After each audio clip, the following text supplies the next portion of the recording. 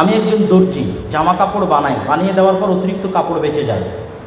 এই অতিরিক্ত কাপড় আপনি অবশ্যই যার পক্ষ থেকে বানিয়েছেন তাকে জানাবেন যে আপনার কাছে অতিরিক্ত কাপড় থেকে গেছে। যদি সে না নিতে চায় কোনো সমস্যা নেই, আপনার কাছে রাখতে পারেন। অথবা যদি এরকম হয় যে সবাই জানে যে এরকম অতিরিক্ত কাপড় হয় আর সবাই জানে যে অতিরিক্ত কাপড় আপনার কাছে থেকে যায়, তাহলে সবার জানার ভিত্তিতেও এটি কোনো সমস্যা নেই। আমি একজন এইচএসসি শিক্ষাবর্ষের শিক্ষার্থী। আমি একাডেমিক পড়াশোনার পাশাপাশি ইসলামী পড়াশোনা করতে চাই, কিভাবে আগাবো? সবার আগে কোরআন বিশুদ্ধ করতে হবে, কোরআন পড়তে পারতে হবে। এটা যে 1 নাম্বার। এই জন্য আমরা দাওয়া ইলাল্লাহর পক্ষ থেকে দেশব্যাপী আমাদের মক্তব পরিচালনা, মক্তবের ট্রেনিং, যারাই ট্রেনিং নিতে যায় তাদের যাতায়াত খরচও আমরা বহন করি। এখন পর্যন্ত 400-র অধিক মক্তব, বগুড়ারও বহু মক্তব গেছে আমাদের জামিয়া সালাফিয়াতে ট্রেনিং নিতে। আমরা ট্রেনিং দেই এবং যাতায়াত খরচ, থাকা খাওয়া সব আমরা বহন করি। তো এই কোরআনের গ্রুপ স্টাডি চালু করতে হবে ছাত্রদের মধ্যে, স্কুল কলেজ সবগুলোতে কোরআনের গ্রুপ স্টাডি চালু করতে হবে, যে তারা কোরআন শিখবে, পড়া শিখবে। কোরআন যদি পড়া শেখা হয়ে যায় তারপরে কি? তারপরে সবার আগে লাগবে হচ্ছে আজকে যে আলোচনা করলাম, তাওহীদ, শিরক, বিশ্বাস, ঈমান। ঈমানের যে 6টি পয়েন্ট আছে, এই 6টি পয়েন্টের উপর জ্ঞান অর্জন। তারপরে লাগবে ইসলামের যে 5টা বিষয় আছে, সেই 5টা বিষয়ের উপর জ্ঞান অর্জন। এভাবে আস্তে আস্তে সামনের দিকে আগাতে থাকবে। পড়াশোনার সঠিক পদ্ধতি এবং তাতে মনোযোগ ধরে রাখার উপায় কী? পড়াশোনার আজকের যুগে পড়াশোনা কমে গেছে কেন? এই স্মার্ট যে ডিভাইসগুলো, ফোনগুলো, এগুলোর কারণেই তো আজকের যুগে পড়াশোনা কমে গেছে নাকি? এটাই তো সবচেয়ে বড় কারণ। যে যার পড়ার অভ্যাস নাই সেটা একদমই পড়ে না, যার হয়তো 10 ঘন্টা পড়ার অভ্যাস ছিল তারটা কমে 1-2 ঘন্টা হয়েছে। এই জন্য এই স্মার্টফোনের নেশা থেকে আগে বেরিয়ে আসতে হবে। এবং এই স্মার্টফোনের নেশা থেকে বেরিয়ে আসার জন্য অন্তত 2টা রুলস আজকে থেকে ফলো করা যায়। 1, ঘুমানোর আগে মোবাইল চালাবো না, ঘুম থেকে উঠে মোবাইল চালাবো না। ব্যাস, সারাদিন মোবাইল চালাবো, কিন্তু কখন চালাবো না? ঘুমানোর আগে চালাবো না, ঘুম থেকে উঠে চালাবো না। শুধু 2টা পয়েন্ট, যে আমি ঘুমানোর আগে অন্তত 1-1.5-2 ঘন্টা মোবাইল চালাবো না, আর ঘুম থেকে উঠে অন্তত 1-2 ঘন্টা মোবাইলে হাতেই দিব না। সারা রাত যখন মেসেজ দেখিনি আর 2 ঘন্টা মেসেজ না দেখলে সমস্যা আছে? কোনো সমস্যা। সারা রাত যখন ফেসবুকের টাইম লাইন দেখা হয়নি আর 2 ঘন্টা না দেখলে সমস্যা। এটাই আপনার প্রোডাক্টিভিটি লেভেল বাড়িয়ে দিবে। যখনই আপনি মোবাইল মুক্ত থাকবেন সকালবেলা, তখনই ব্রেনে কাজ আসবে। কি কাজ করবে? ব্রেনে কাজ আসবে। আর সকালবেলা উঠেই যখন আপনি মোবাইল হাতে নেন তখনই তো ডিস্ট্রাকশন, মনোযোগ বিচ্ছিন্ন হয়ে গেল, আর সারাদিন আপনি এটা লাইনে তুলতে পারবেন না।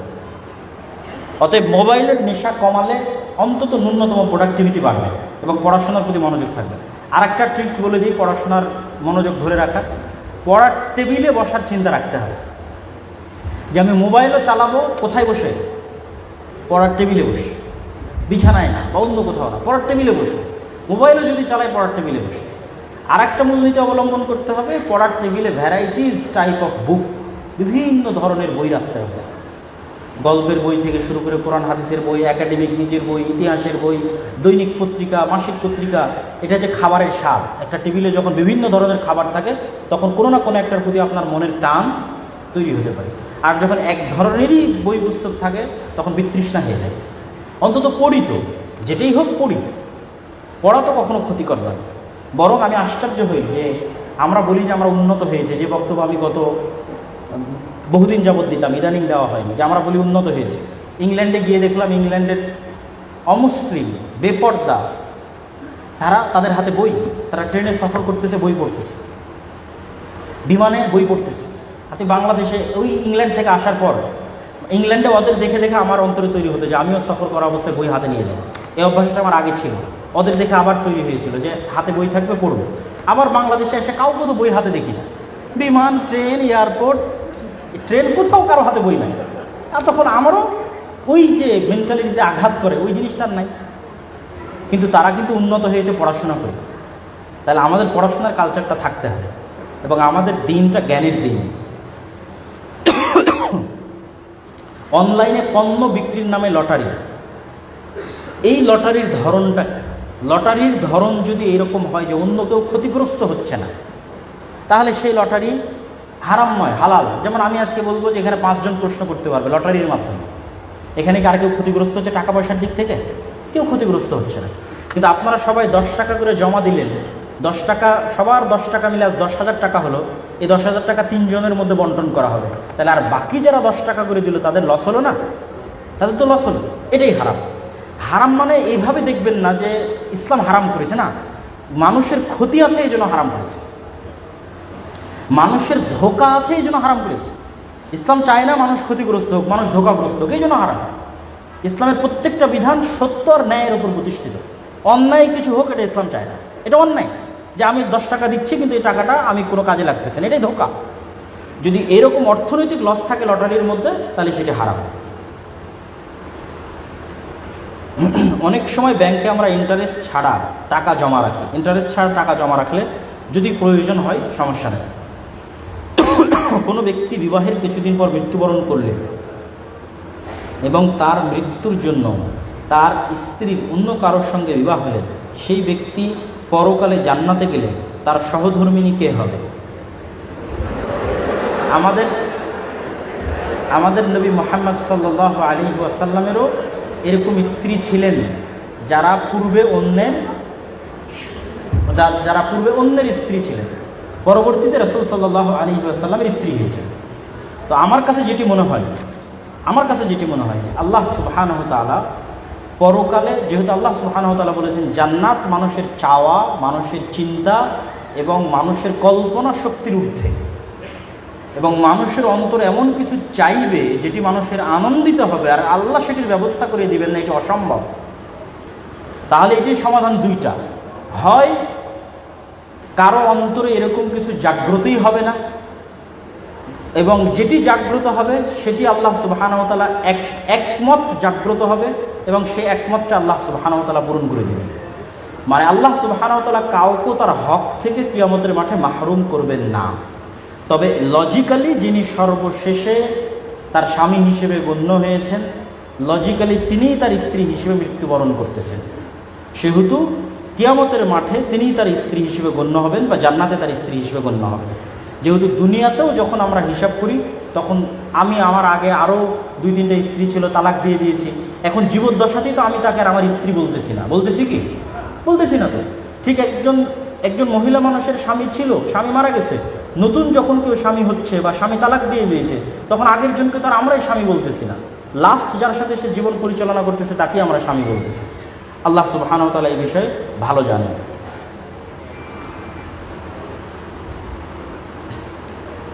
এখানে একটি প্রশ্ন এসেছে, গত আন্দোলনে আবু সাঈদ বুক পেতে দিয়েছিল, আবু সাঈদ কি শহীদ?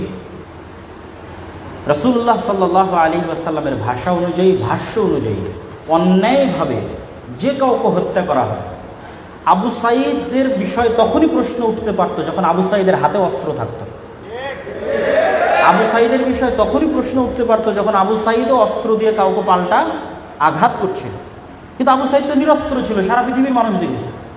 একজন নিরস্ত্র মানুষকে আপনি গ্রেফতার করতে পারেন, আপনি একজন নিরস্ত্র মানুষকে বিচার বিভাগের মাধ্যমে শাস্তি দিতে পারেন। এটা কোন দেশের আইন, কোন দেশের রুলস যে আপনি তাকে ডাইরেক্ট গুলি করে হত্যা করবেন? তো অন্যায়ভাবে যে কোনো ব্যক্তিকে হত্যা করা হয় অবশ্যই সে শহীদের মর্যাদা পাবে ইনশাআল্লাহ। শায়েখ, মৃত ব্যক্তিকে কেন্দ্র করে মৃত ব্যক্তির পরিবারের পক্ষ থেকে যে খাবারের আয়োজন করা হয় তা কিসের অন্তর্ভুক্ত হবে? রাসূল সাল্লাল্লাহু আলাইহি ওয়াসাল্লামের সুন্নাত হচ্ছে, যেই বাড়িতে মাইয়েত মারা গেছে পাড়া প্রতিবেশীরা ওই বাড়িতে খাবার পৌঁছে দিবে, আর সেই বাড়িতে কোনো খাবার রান্না হবে না, অন্তত 3 দিন সেই বাড়িতে কোনো খাবার রান্না হবে না, পাড়া প্রতিবেশীরা সেই বাড়িতে খাবার পৌঁছে দিবে। কিন্তু এটা আল্লাহ রাসূলের আদেশ, হাদিস। আপনি যদি আজকে যাওয়ার সময় বই পান তাহলে রাসূল সাল্লাল্লাহু আলাইহি ওয়াসাল্লামের সালাত বইয়ে অথবা মুমূর্ষ থেকে কবর পর্যন্ত বই, সে বই পাবেন, এই হাদিস দেওয়া আছে।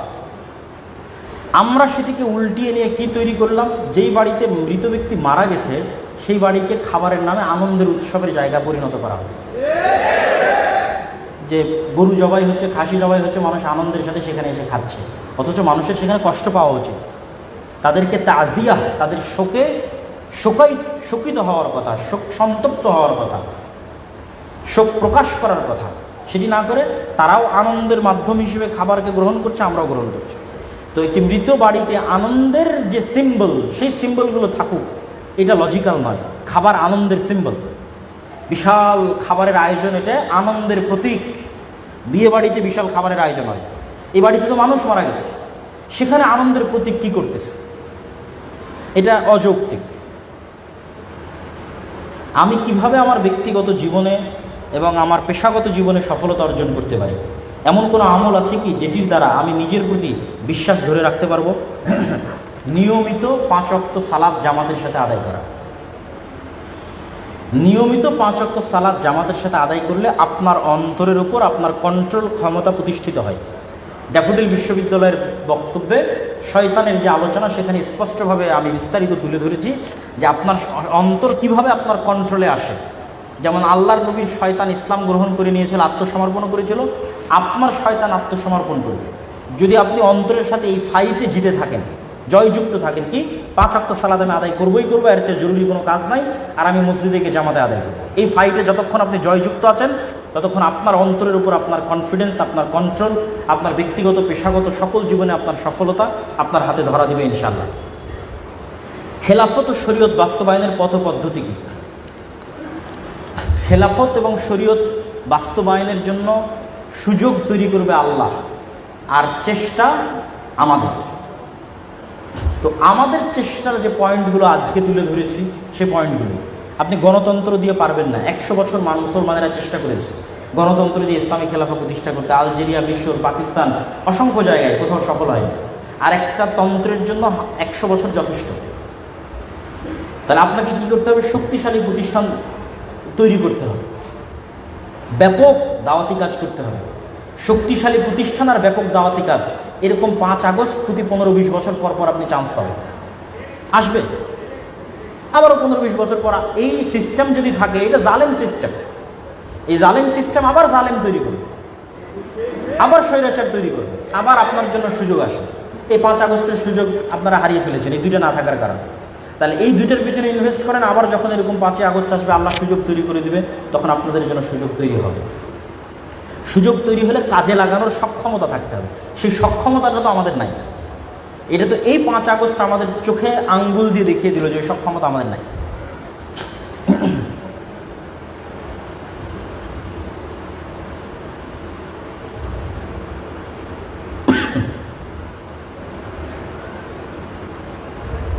হিন্দু ছেলে মুসলমান মেয়েকে বিয়ে করতে চায়, আর দিও না, ছেলেটা মুসলমান হতে চায়, এক্ষেত্রে বিয়ে জায়েজ হবে কিনা? মেয়েকে বিবাহ করার জন্য মুসলিম হওয়া ভিন্ন জিনিস, আর সত্যি সত্যি মুসলিম হওয়া ভিন্ন জিনিস। রাসূল সাল্লাল্লাহু আলাইহি ওয়াসাল্লাম কি বলেছেন? ইন্নামাল আমাল বিন্নিয়াত। আগে তাকে নিয়াত সাফ করতে হবে। আমি একজন মেয়েকে ভালোবাসি, তাকে পাওয়ার জন্য মুসলমান হব, এটির দরকার নেই।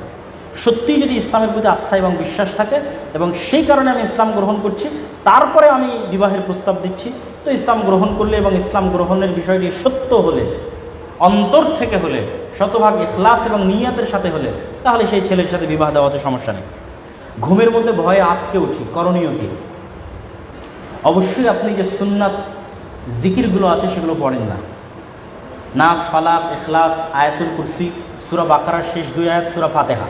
আবার বলি, নাস, সূরাতুন নাস, কুল আউযু বিরাব্বিন নাস, সূরাতুল ফালাক, কুল আউযু বিরাব্বিল ফালাক, সূরাতুল ইখলাস, কুল হুয়াল্লাহু আহাদ, সূরা ফাতিহা, আলহামদুলিল্লাহি রাব্বিল আলামিন, আয়াতুল কুরসি, আল্লাহু লা ইলাহা ইল্লা হুয়াল হাইয়ুল কাইয়্যুম, সূরা বাকারার শেষ 2 আয়াত, আমানার রাসূল।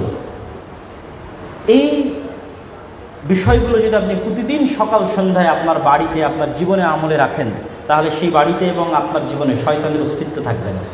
আপনি ঘুমানোর সময় হাতে হালকা থুতু ছিটিয়ে পুরো শরীরে মেখে নেবেন, ইনশাআল্লাহ শয়তান থেকে আপনি মুক্ত অবস্থায় থাকবেন এবং ঘুমানোর দোয়া পড়ে ঘুমাবেন।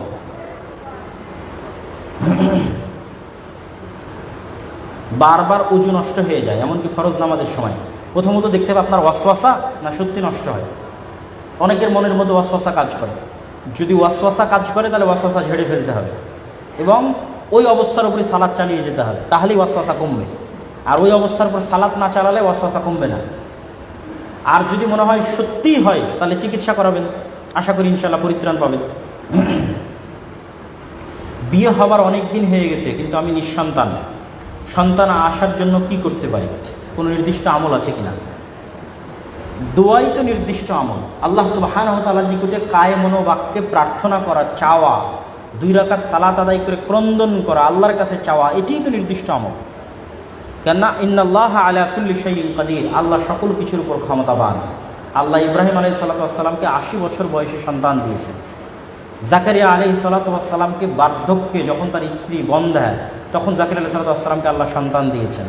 মারিয়াম আলাইহিস সালাতু আল্লাহ পিতৃবিহীন স্বামীবিহীন অবস্থায় সন্তান দিয়েছেন। আদম আলাইহিস সালাতু আল্লাহ পিতা এবং মাতাবিহীন অবস্থায় সৃষ্টি করেছেন। তাহলে যে আল্লাহ এগুলো করতে পারেন, ইয়াখলুকু মা ইয়াশা ইয়াহাবু লিমান ইয়াশাউ ইনাতাম ওয়া ইয়াহাবু লিমান ইয়াশাউ যুকুর, আল্লাহর কোরআনের আয়াত এটি, যে আল্লাহ যা ইচ্ছা তাই সৃষ্টি করতে পারেন। আল্লাহ যাকে ইচ্ছা তাকে কন্যা সন্তান দান করেন, যাকে ইচ্ছা তাকে পুরুষ সন্তান দান করেন।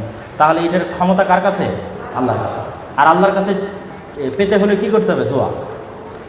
আপনার দোয়া কত কায়মনোবাক্যে হচ্ছে, কত নত অবস্থায় হচ্ছে, কত ক্রন্দনরত অবস্থায় হচ্ছে, সেটির উপর নির্ভর করবে আল্লাহ সুবহানাহু ওয়া তাআলা এটিকে কবুল করা। নামাজ পড়ার সময় সাংসারিক চিন্তা মাথায় আসে, এ বিষয়ে করণীয় কি? আমি সব সুন্নাত সহ রোজা পর্দা করি, কিন্তু নামাজ পড়তে গেলেই অমনোযোগী হয়ে যাই। সালাতের ক্ষেত্রে অমনোযোগিতা দূর করার 1 নম্বর বুদ্ধি হচ্ছে সালাতের প্রস্তুতি। বেশিরভাগ ক্ষেত্রে 90% মুসল্লি সালাতের প্রস্তুতি গ্রহণ করে না। সালাতের প্রস্তুতি আপনি গ্রহণ করছেন, এটি বুঝবেন কিভাবে? আজান দেওয়া মাত্রই সকল কাজ স্টপ, আজান দেওয়া মাত্র শাটার বন্ধ, আজান দেওয়া মাত্র ল্যাপটপ বন্ধ, আজান দেওয়া মাত্র মোবাইল বন্ধ, আজান দেওয়া মাত্র বক্তব্য বন্ধ, গল্প বন্ধ, এবার প্রস্তুতি শুরু। সালাতের একটা লম্বা প্রস্তুতি আছে। আপনি ভালোভাবে সুন্নাত অনুযায়ী উজু করলেন, সুন্নাত অনুযায়ী উজু করে ভালো কাপড় পরিধান করলেন, পরিধান করে মসজিদে গেলেন, পায়ে হেঁটে গেলেন, মসজিদে গিয়ে মসজিদের হক 2 রাকাত সালাত আদায় করলেন, তারপর অপেক্ষায় থাকলেন কখন জামাত হবে। এই লং প্রসেসের মধ্যে দিয়ে যে যাবে তার মনোযোগ, আরেকজন জাস্ট উজু করেই জামাতে ঢুকে গেছে। এই দুইজনের মধ্যে আসমান জমিনের পার্থক্য আছে মনোযোগে।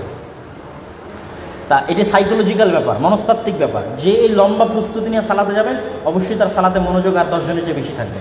2 নম্বর, সালাতের যে আয়াত এবং সূরাগুলো আছে, যে দোয়াগুলো আছে, এগুলোর অর্থ নিজের মাথায় গেঁথে রাখা। এগুলোর অর্থ যদি নিজের মাথায় গেঁথে রাখেন এবং পড়ার সময় মনে রাখার চেষ্টা করেন যে সেই অর্থ মাথায় রেখে আপনি পড়তেছেন, তাহলে কিছুটা হলেও আপনার মনোযোগ বাড়বে বলে আশা করা যায়।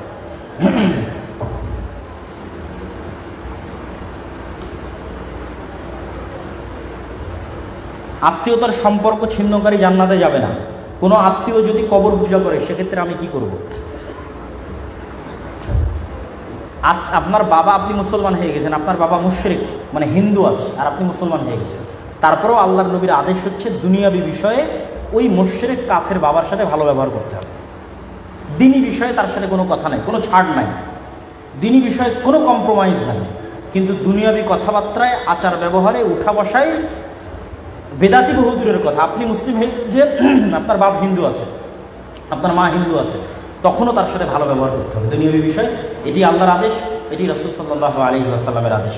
তো আমরা সবাই বৈঠক শেষের দোয়া পড়ি, সুবহানাকা আল্লাহুম্মা ওয়া বিহামদিকা আশহাদু আল্লা ইলাহা ইল্লা আনতা আস্তাগফিরুকা ওয়া আতুবু ইলাইক।